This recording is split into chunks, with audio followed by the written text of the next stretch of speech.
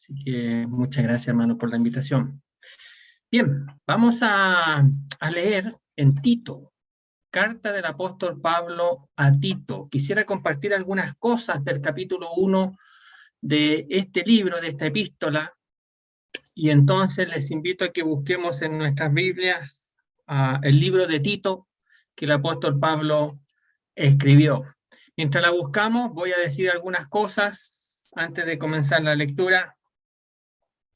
Fíjese que si uno quisiera ubicar cronológicamente en el libro de los Hechos cuándo se escribió Tito, no lo va a encontrar, porque en realidad el libro de los Hechos, el capítulo 28, nos dice a nosotros que el apóstol Pablo estuvo en aquella prisión alquilada, en aquella casa alquilada por 2 años en Roma, y se cree que Tito fue escrito posteriormente de ese encarcelamiento. Es decir, Pablo tuvo que haber salido un tiempo y mientras salió en ese tiempo, tuvo que haber visitado la isla de Creta juntamente con Tito, y ahí entonces Pablo deja a Tito, y eso lo sabemos porque lo vamos a leer aquí en el capítulo 1, y sigue sirviendo al Señor.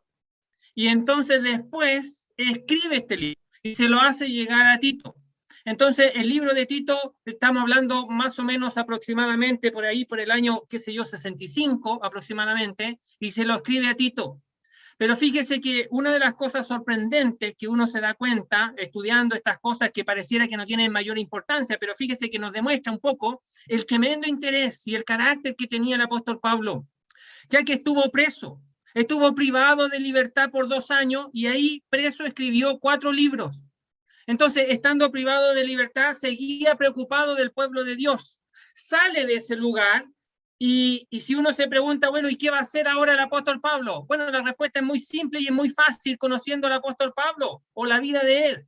Va a seguir sirviendo al Señor y va a seguir preocupado de la obra de Dios y del pueblo de Dios. Y entonces sale y sigue propagando el evangelio. Pero aquí en forma especial, en el libro de Tito, nos vamos a dar cuenta que Pablo no fundó estas asambleas que están en la isla, pero sí se preocupa del pueblo de Dios. Y entonces, de alguna manera, conocemos un poquitito más al apóstol Pablo y nos damos cuenta que el apóstol Pablo se preocupaba del pueblo de Dios, incluso aunque él no fuera el fundador de la asamblea, de las iglesias en aquel lugar. Él tenía interés por el pueblo de Dios, él tenía interés por cada creyente en este mundo, independientemente de quién les haya llevado el evangelio.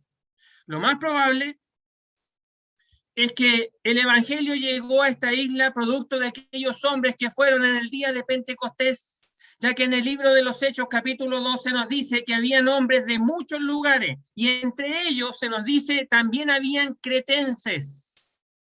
Y dice ahí que escuchaban las maravillas de Dios y que quedaron totalmente sorprendidos y atónitos porque en sus idiomas, en sus lenguas, les escuchaban las maravillas de Dios.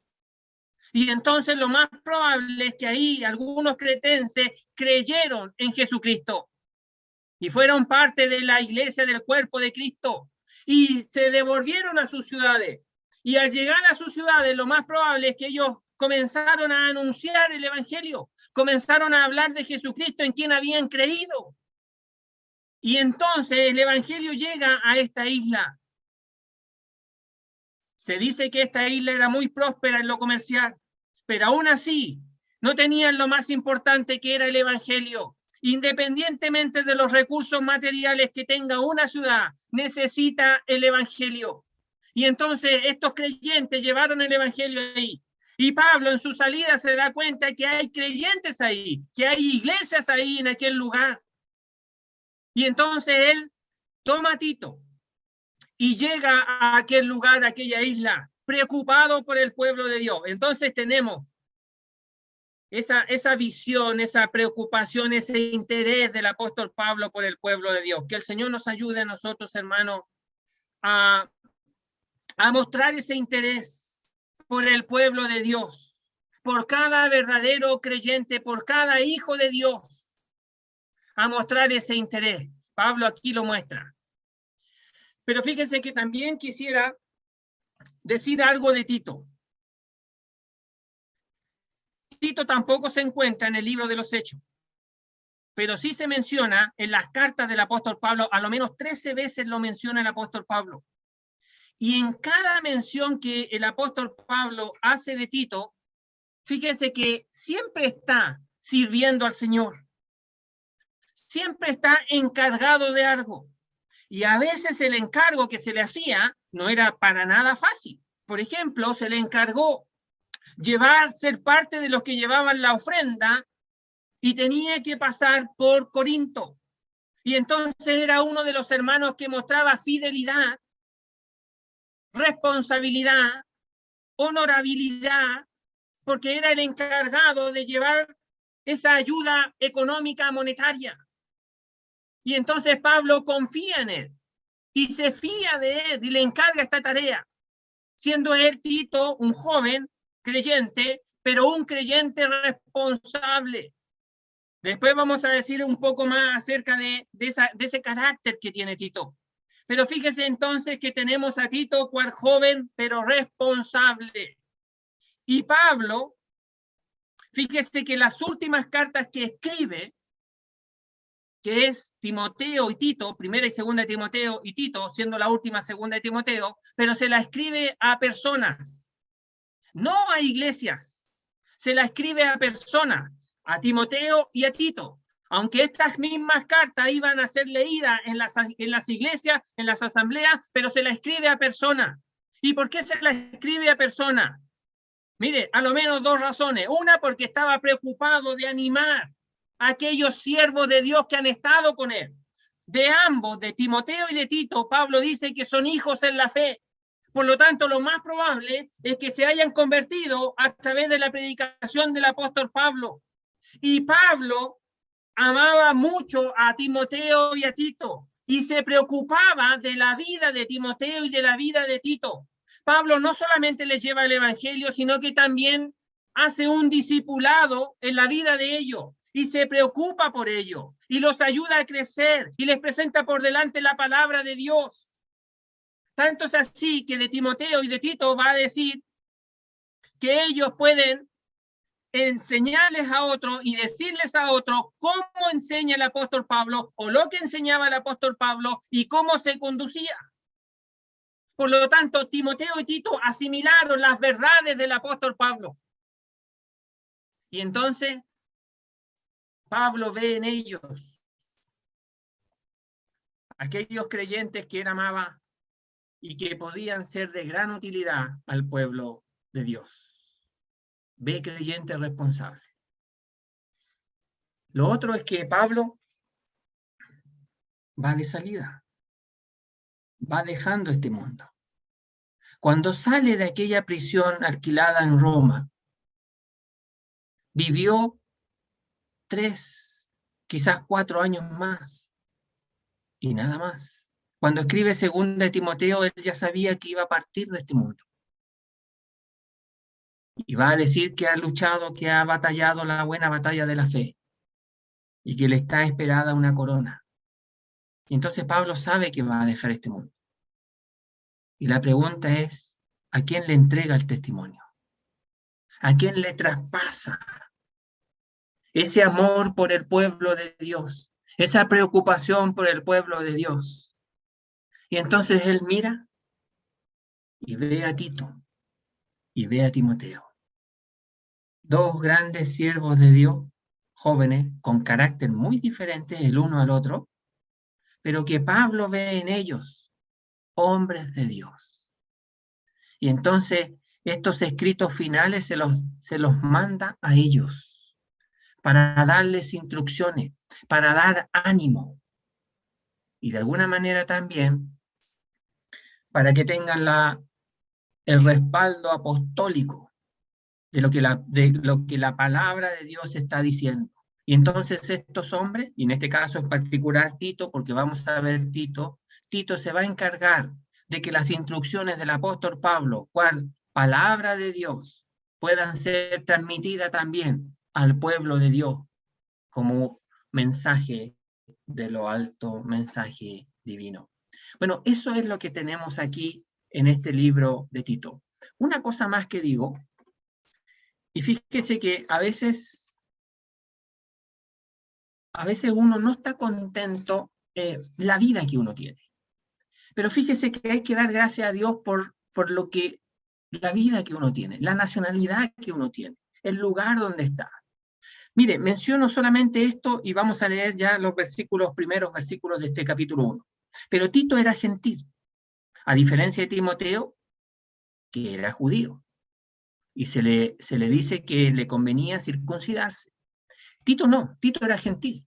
Y Tito entonces, Pablo le dice que no tiene que circuncidarse. Y fíjese que la nacionalidad de Tito le sirve al apóstol Pablo para defender el evangelio.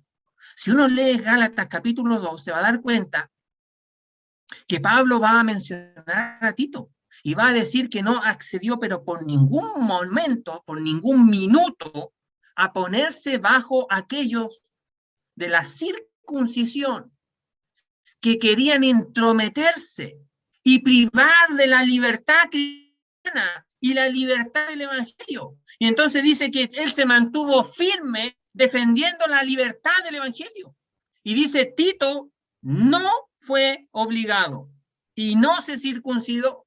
Y entonces Pablo le sirve lo que Tito era, la nacionalidad de Tito, el siervo de Dios que era Tito, para defender el evangelio. Queridos hermanos, y con esto digo, y vamos a comenzar a leer el capítulo 1, pero demos gracias a Dios por lo que somos, de la nacionalidad que seamos. A veces nos gustaría haber sido judíos, pero somos gentiles. Y Dios puede usar incluso al gentil para defender el evangelio. Y ahí está Tito. Y Pablo lo hizo. Bien, vamos a leer entonces capítulo 1, versículo 1. Dice así, Pablo, siervo de Dios y apóstol de Jesucristo, conforme a la fe de los escogidos de Dios y el conocimiento de la verdad que es según la piedad, en la esperanza de la vida eterna, la cual Dios, que no miente, prometió desde antes del principio de los siglos, y a su debido tiempo manifestó su palabra por medio de la predicación que me fue encomendada, por mandato de Dios nuestro Salvador, a Tito, verdadero hijo en la común fe. Gracia, misericordia y paz de Dios Padre y del Señor Jesucristo nuestro Salvador. Por esta causa, dice, te dejé en Creta, para que corrigieses lo deficiente y establecieses anciano en cada ciudad, así como yo te mandé. El que fuere irreprensible marido de una sola mujer y tenga hijos creyentes que no estén acusados de disolución y de rebeldía, porque es necesario que el obispo sea irreprensible como administrador de Dios, no soberbio, no iracundo, no dado al vino, no pendenciero, no codicioso de ganancias deshonestas, sino hospedador, amante de lo bueno, sobrio, justo, santo, dueño de sí mismo, retenedor de la palabra fiel, tal como ha sido enseñada, para que también pueda exhortar con sana enseñanza y convencer a los que contradicen. Porque hay aún muchos contumaces, habladores de vanidades y engañadores, mayormente los de la circuncisión, a los cuales es preciso tapar la boca, que trastornan casas enteras, enseñando por ganancias deshonestas lo que no conviene. Hasta ahí nomás vamos a dejar la lectura de la palabra de Dios en esta oportunidad. Fíjese que aquí tenemos entonces lo que el apóstol Pablo le escribe a Tito. Pablo va a describir aquí en los primeros versículos, fíjese usted, principalmente en el versículo 5, cuál era la tremenda preocupación que tenía el apóstol Pablo por las iglesias en Creta y la tremenda tarea que le va a encargar entonces a Tito para que la lleve a cabo. Ahí está el propósito de este escrito, de este capítulo, a lo menos primero. Después en el capítulo 2 va a hablar a todos los creyentes y les va a encargar a todos los creyentes, a los hermanos mayores, a las hermanas mayores, a los jovencitos, a las jovencitas, Y otra vez le va a decir a Tito cómo tiene que ser ejemplo de buena conducta frente a los demás. Y a cada hombre, dependiendo de su rango en el cual se encuentra, en cuanto a edad, les va a decir que tienen que ser ejemplos también a cada uno y adornar la doctrina de Dios. Y entonces va a decir que la vida nuestra va a ayudar para hermosear, para que reluzca, para que resalte la doctrina de Dios. Y en el capítulo 3 nos va a decir que el pueblo de Dios salvado, al cual el Señor ha comprado con su sangre y ha creado un pueblo propio para él, es para que este pueblo también evidencie las buenas obras en medio de este mundo. Y entonces cuando habla de obras va a hablar de la bondad y de la misericordia de Dios nuestro Salvador. O sea, Dios hizo una gran y la más gran buena obra para nosotros, los seres humanos. Y entonces ahora su pueblo también tiene que ser un pueblo que manifieste buenas obras en medio de este mundo. Y Pablo le va a decir a Timoteo, bueno, pero mayormente también a la familia de la fe. Y entonces ahí tenemos los 3 capítulos medianamente con sus títulos que trata cada capítulo. Bueno, versículo 1. Pablo se presenta. Y fíjese que cuando se presenta, lo hace de esta manera. Pablo, siervo de Dios y apóstol de Jesucristo. Fíjese que no es fácil, aunque a veces lo leemos, muchas veces, pero no es fácil que un hombre se haga esclavo, se haga siervo por suyo propio, por voluntad propia.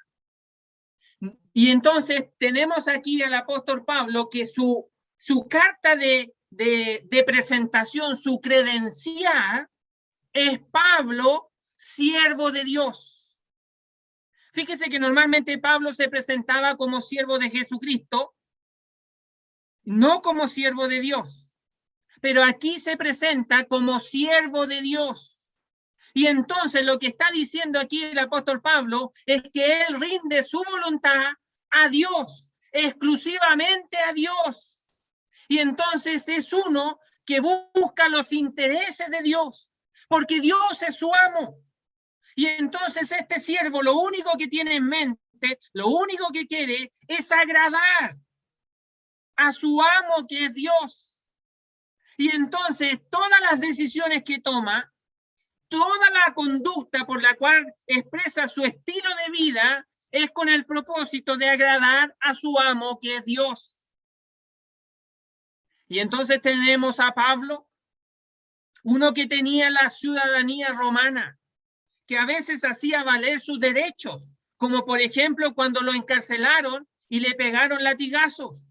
Y después lo dejan libre y querían que se fuera, ahí en Filipo, que se fuera lo más pronto posible y ojalá calladito. Y él dice, momento, yo soy ciudadano romano. Y se asustaron las autoridades porque no podían ellos castigar a un ciudadano romano y menos darle latigazo.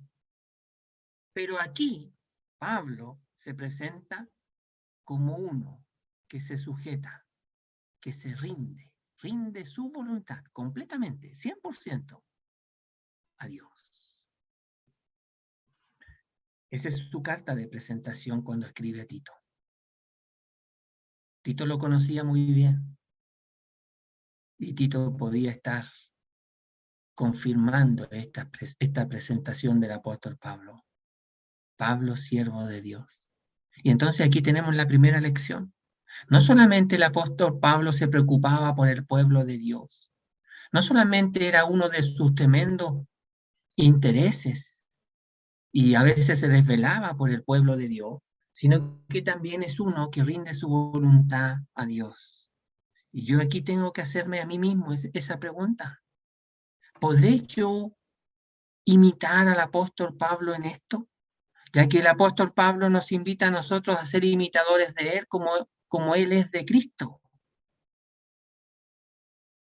Y de la misma manera que Jesucristo se sujetó al Padre cuando estuvo en este mundo, Pablo se sujeta a Dios, el Padre. Y entonces la pregunta que yo me hago es, ¿cómo está mi vida? Mi vida de sujeción, mi vida de sumisión. A veces pensamos que solamente nuestras hermanas tienen que estar en sujeción o sumisión. Y a veces lo decimos y lo reiteramos muchas veces. Tienes que estar sujeta, tienes que estar sumisa. Bueno, aquí todos los creyentes, hombres y mujeres, sujetos a Dios, sumisos a Dios, rindiendo nuestra voluntad a Dios. Y entonces, ¿cómo está esa parte de mi vida? ¿Me sujeto a Dios? ¿Rindo mi vida a Dios? Bueno, Pablo sí, y no tiene ningún problema en escribirlo. Y no es falta de humildad, no es arrogancia. Pablo está escribiendo de la manera en que él vive su vida cristiana. Y Pablo aquí no está escribiendo una mentira, está escribiendo una verdad y una gran verdad, guiada por el Espíritu de Dios, cual palabra de Dios. Y entonces queda certificado para nosotros que Pablo es un siervo de Dios, uno que se da enteramente su vida a Dios. No reservó nada para él, todo lo dio a Dios. Hermano, este es un gran tema, de ser siervo de Dios, pero no de nombre, no como título, sino en la vida práctica, en el día a día, en el andar en este mundo, siervo de Dios. Y Pablo lo dice sin ningún inconveniente. Pero además, fíjese usted que dice, y apóstol de Jesucristo. Y fíjese que aquí lo que está diciendo es que Pablo rinde su voluntad a Dios, pero esa voluntad de Dios, o Dios el Padre, está en plena armonía con Dios el Hijo, con Jesucristo. Y entonces no hay ninguna incompatibilidad, al contrario, calza perfectamente de que Pablo sea siervo de Dios, esclavo de Dios, que le pertenece a Dios, pero además es apóstol de Jesucristo. Fue llamado por Jesucristo y enviado por Jesucristo. Y no hay incompatibilidad, porque Dios el Padre y Dios el Hijo son uno en la deidad y trabajan en plena armonía, ambos, con el Espíritu Santo incluido. Y entonces Pablo reconoce roles diferentes, pero unidad trinitaria. Y entonces no hay ningún problema en que él se presente como siervo de Dios y como apóstol de Jesucristo. Aquel Señor que se le apareció en el camino a Damasco y lo llama con esas palabras, Saulo, Saulo, ¿por qué me persigue? Y en su propio idioma, para que él entienda perfectamente lo que estaba haciendo equivocadamente y en ignorancia. Y nuestro Señor en gran misericordia se le aparece y se le revela y se da a conocer y lo llama y lo envía y dice, le enseñaré cuán necesario es padecer por mi nombre y anunciará el evangelio a los gentiles y es enviado al pueblo gentil sin dejar de lado al pueblo judío. Pero Pablo presenta credenciales, siervo de Dios y llamado y enviado por Jesucristo. Es uno que obedece a Jesucristo, rinde su vida a Dios y obedece a Jesucristo en el llamado y en el envío, en el servicio a eso. ¿Cómo está? Otra vez pregunto, ¿cómo está nuestra vida? Claro, no vamos a ser apóstol. Pablo fue el último apóstol, lo dijo allá en 1 Corintios capítulo 15, así que quien diga que es un apóstol en el tiempo de hoy es un falso apóstol, porque ya no hay apóstoles. Y entonces tenemos este tremendo ejemplo de vida, de conducta en este mundo. Pablo fue siervo de Dios y obedeció al llamado y a la tarea que le encomendó el Salvador en tiempos muy difíciles, con emperadores muy crueles, con persecución incluida. Por todas las ciudades donde andaba el apóstol Pablo se le perseguía. Incluso decían de él, este que trastorna el mundo entero. Así, fíjese que reconocían el servicio del apóstol Pablo los que no eran creyentes. Trastorna el mundo entero. Y Dios daba gracias, y los hermanos daban gracias al Señor por este que trastorna el mundo entero, y porque trastorna el mundo entero con el Evangelio y con la palabra de Dios. Yo no sé si alguna vez nos dirán, mira, ahí va, el que trastorna este barrio, el que trastorna estas calles, el que trastorna esta villa, el que trastorna esta comuna. No sé qué dirán de nosotros. Ojalá sea algo que sea para la gloria del Señor y no para vergüenza nuestra. Bueno, Pablo dice, siervo de Dios y apóstol de Jesucristo, conforme a la fe de los escogidos de Dios y el conocimiento de la verdad que es según la piedad. Fíjese que Pablo era siervo de Dios, le pertenecía a Dios, fue llamado por Jesucristo y comisionado al servicio de Jesucristo el propósito era para la fe, para anunciar la fe a la humanidad. Y el anuncio de esa fe a la humanidad, lo que iba a producir era hombres que creyeran en Jesucristo y fueran salvados. Y entonces aquí vemos la tremenda seguridad de aquellos que han creído el mensaje de la palabra de Dios, ya que Dios actuó en este mundo llamando al apóstol Pablo, enviando a través de Jesucristo al apóstol Pablo a anunciar la palabra de Dios. Y la palabra de Dios anunciada en las ciudades donde él andaba, había hombres y mujeres que escuchaban ese mensaje. ¿Y qué era lo que producía ese mensaje? Fe en Jesucristo. Y entonces esos hombres que depositaban la fe en Jesucristo ahora podían decir, soy de Dios, soy de Cristo, Él me ha llamado. Aquí se expresa escogido, pero han sido salvados por Jesucristo. Entonces aquí tenemos la seguridad de los que han creído en Jesucristo. Y fíjese que Dios ha hecho todo desde el comienzo preocupado por el hombre y por la mujer, llamando a Pablo, enviando a Pablo para que anuncie la palabra de Dios. Esa palabra de Dios anunciada produce fe en el oyente, y el oyente no resiste a la obra del Espíritu Santo. Entiende el mensaje del Evangelio, entiende que Jesucristo murió por sus pecados, reconociendo sus pecados, reconociendo que Cristo murió por mis pecados, creo en Jesucristo, le recibo como mi Salvador personal. Y entonces me doy cuenta de la tremenda maravilla y obra que Dios hizo al llamar a su siervo y enviar a su siervo para que otros puedan escuchar el Evangelio y ser salvos. Y hasta el día de hoy así ha sido.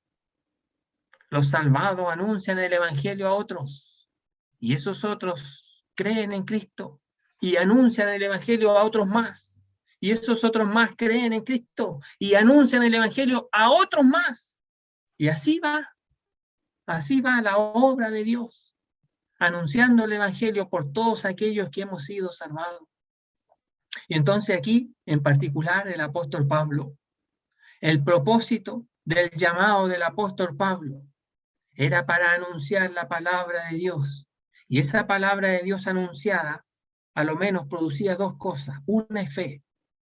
En fe para que se salvara. en fe para que hombres y mujeres oyendo el evangelio se salvaran.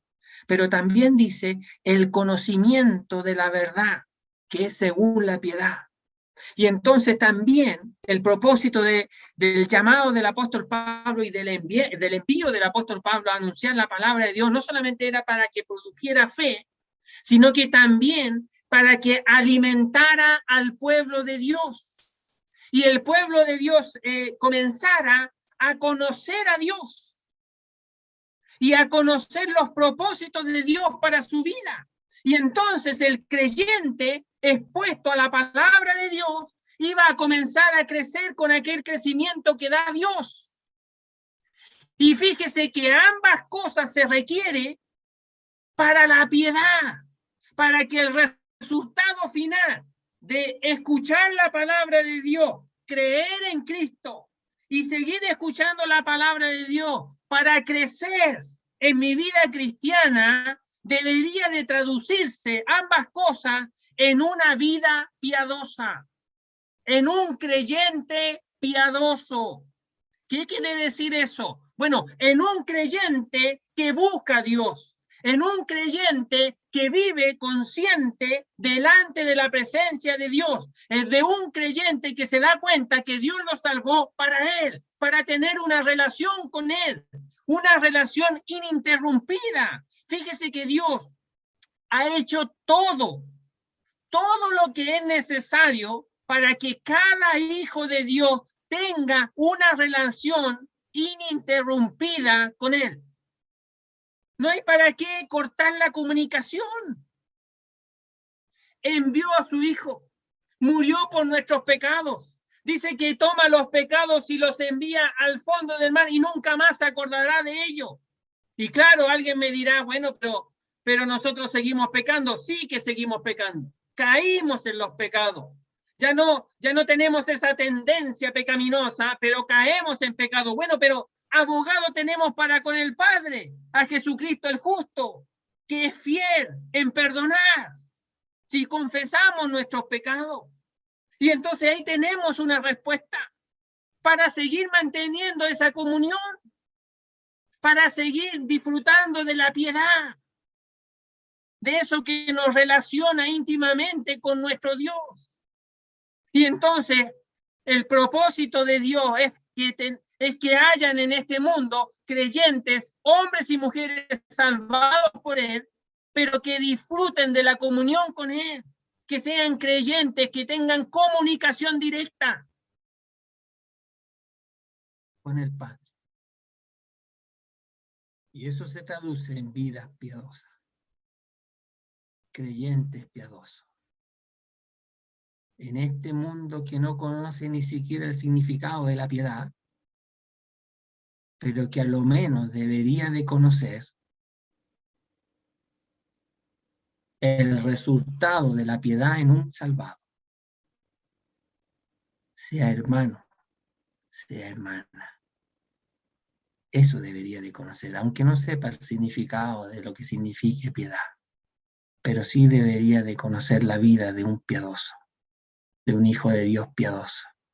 Y entonces Pablo dice aquí, versículo 1, Pablo, siervo de Dios y apóstol de Jesucristo, conforme a la fe de los escogidos de Dios y el conocimiento de la verdad que es según la piedad. No hay piedad sin fe y sin Biblia. No hay. A veces hay creyentes que se salvan y no estudian nunca su Biblia. ¿Sabe que yo conocí a un creyente que estábamos conversando en alguna oportunidad y le pregunté qué estaba estudiando y él me confiesa, así me dice abiertamente en esta conversación, me dice, no, mira, yo no estudio mucho porque el que estudia aprende muchas cosas y tiene que dar más cuenta, va a ser más responsable por lo que aprende. Y entonces la verdad es que yo no estudio mucho. Y entonces lo que él me estaba diciendo en el fondo es que él no estudiaba mucho porque no quería ser tan responsable delante de Dios y empezaba a conocer más y más y más la palabra de Dios. Bueno, mire, no solamente iba a ser un creyente limitado en su comprensión, sino que también iba a ser un creyente que no iba a ser piadoso. No iba a disfrutar de esa comunión con su Dios, con esa comunión con aquel que lo salvó y que dio lo más precioso que tenía para tener una relación con el hombre, que fue lo que hizo Dios, entregó a su Hijo para que nosotros tengamos esa relación con Él. Entonces, hermanos y hermanas, porque también esto es para las hermanas, no se conformen solamente con la fe salvadora, ninguno. En esto seamos ambiciosos y muy ambiciosos en conocer a Dios a través de su palabra, en disfrutar de esas experiencias de vida, en la revelación de Dios por su palabra, y que después se va a manifestar, fíjese usted, en el andar diario de nuestra vida, en las circunstancias de nuestra vida. Vamos a poder echar recursos de su palabra y nos vamos a poner pie firme en la palabra de Dios y a reclamar lo que la palabra de Dios nos indica y hemos aprendido de un Dios fiel, de un Dios que es Padre de misericordia y Dios de toda consolación. Y vamos a experimentar a ese Dios. Y vamos a disfrutar de ese Dios cercano que cada uno de nosotros tiene y que Él está dispuesto a estar día a día con nosotros. Dios no se quiere mantener lejos de nosotros. Dios quiere estar lo más cerca posible de nosotros. Y entonces nuestra disposición tiene que ser enteramente para Dios.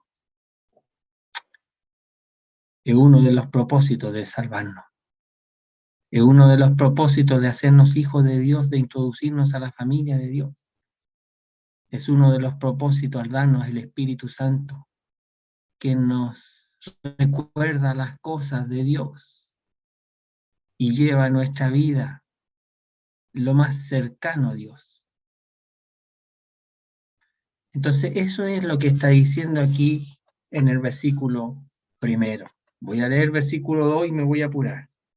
Dice, en la esperanza de la vida eterna, la cual Dios, que no miente, prometió desde antes del principio de los siglos.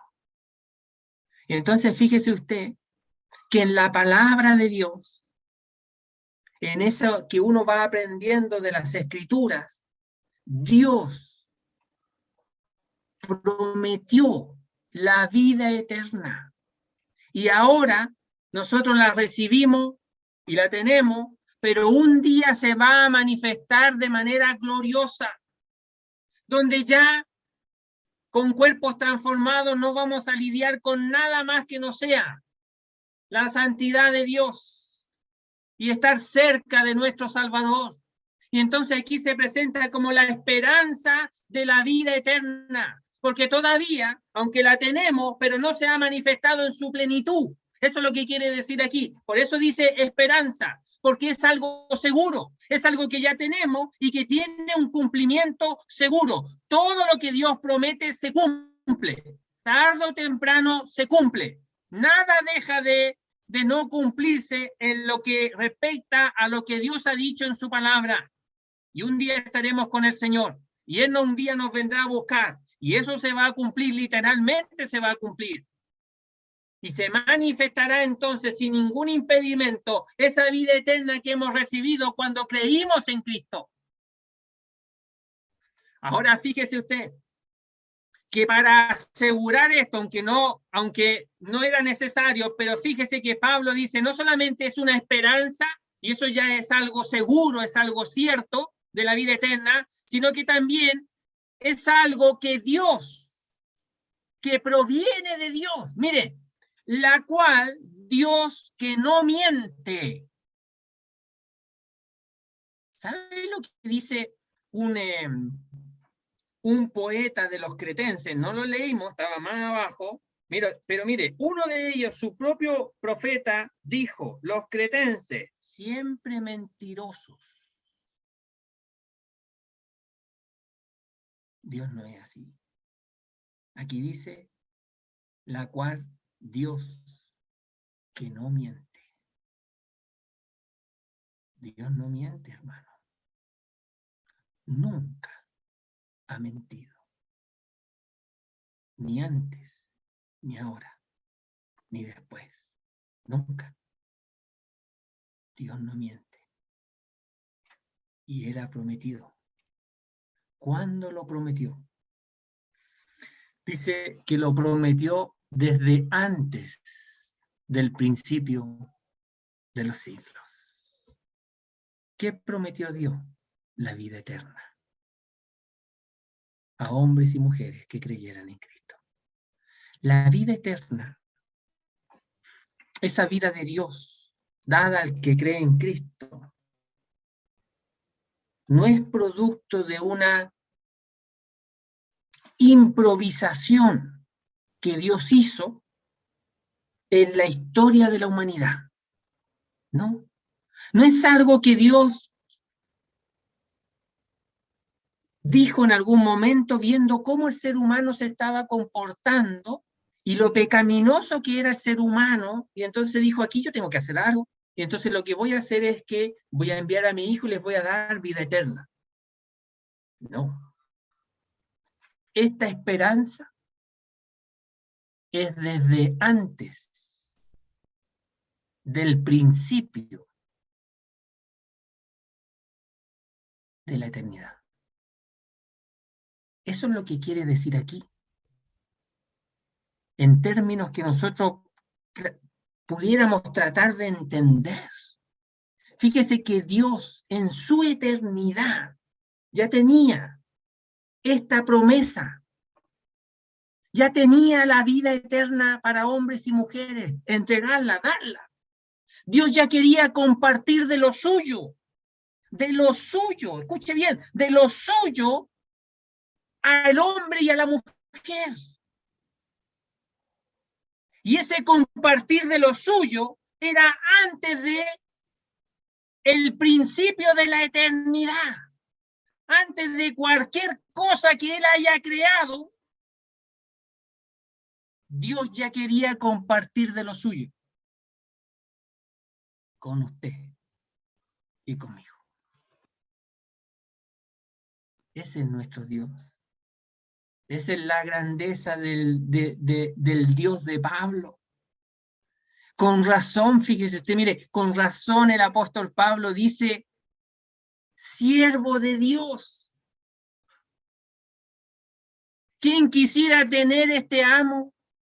¿Quién quisiera tener este gran amo que gobernara su vida si se ha mostrado tremendamente clemente, misericordioso y lleno de amor para con sus esclavos, para con aquellos que tienen una relación con Él? Y en realidad para toda la humanidad, pero la humanidad no lo disfruta porque no ha creído. Si creyeran en Cristo, si hay alguien aquí que no ha creído, mire, queremos decirle que Dios le ama, pero quizá usted no se da cuenta del amor de Dios para con usted, pero escuche esto, de tal manera amó Dios al mundo que ha dado a su Hijo unigénito. Así es la demostración del amor de Dios por usted, ha dado a su Hijo. Y claro, a lo mejor usted no se da cuenta de eso, pero es una gran cosa. A veces nos faltan palabras para expresar ese tremendo amor de Dios para con usted, de desprenderse de su Hijo, de lo más precioso que había en el cielo. Pero dice, para que todo aquel que en Él crea. Y entonces tiene que existir esa fe para darnos cuenta del tremendo amor y disfrutar de esa relación con Dios, para que todo aquel que en Él crea, tiene que creer en Cristo. Pero además agrega, dice, para que todo aquel que en Él crea no se pierda, mas tenga vida eterna. Y entonces tendrá salvación, tendrá vida eterna, no irá a la perdición, y disfrutará de aquel gran Dios y Salvador que tenemos los que hemos creído en Cristo. Entonces, termino, hermanos, solamente me gustaría que pudiéramos contemplar la grandeza de Dios, ese gran Dios que tiene usted y que tengo yo. Es ese Dios en el cual Pablo dice, Él es mi amo, yo le pertenezco a Él y no tengo ningún inconveniente en decir que soy esclavo de ese Dios, de mi Dios, aunque el esclavo, en el tiempo en que el apóstol Pablo está diciendo eso, era la persona más repugnante de la sociedad. Era la última persona de la fila. Era el menospreciado. Era aquel que no tenía ningún derecho en la sociedad. No se le tomaba en cuenta para nada al esclavo. Mire, más se consideraba al animal que al esclavo.